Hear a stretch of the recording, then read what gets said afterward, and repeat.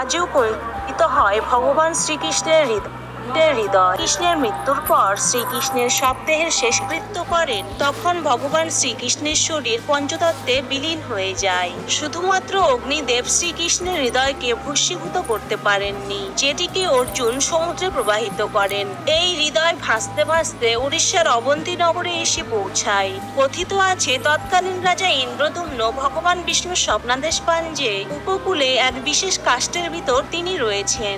রাজা ইন্দ্রদুম্ন সেই স্থানে গিয়ে দেখেন সত্যিই সেখানে এক অদ্ভুত কাঠ ভাসছে, এবং কাঠটিকে স্পর্শ করা মাত্র রাজার মধ্যে এক অদ্ভুত শক্তি অনুভূত হয়। বহু কারিগর জগন্নাথ দেবের মূর্তি গড়তে ব্যর্থ হলে অবশেষে দেবশিল্পী বিশ্বকর্মা ছদ্মবেশে এই কাঠ থেকে জগন্নাথ দেব, সুভদ্রা ও বলরামের মূর্তি নির্মাণ করেন এবং কাঠের মধ্যে থাকা শ্রীকৃষ্ণের হৃদয় বা ব্রহ্ম পদার্থটিকে জগন্নাথ দেবের শরীরে স্থাপন করেন। প্রতি 12 বছর পর পর ব্রহ্ম পদার্থটিকে নতুন নির্মিত জগন্নাথ দেবের মূর্তিতে স্থানান্তরিত করা হয়। যিনি এই ব্রহ্ম পদার্থটি স্থানান্তরিত করেন তিনি বলেছিলেন, সেই বস্তু হাতে নিলে এতটাই কম্পিত হয় যে মনে হয় কোনো খরগোশ লাফাচ্ছে। ব্রহ্ম পদার্থ স্থানান্তরের এই বিশেষ দিনে অর্থাৎ নবকলেবরের দিনে জগন্নাথ দেবের সাপোর্ট করুন। Thank you.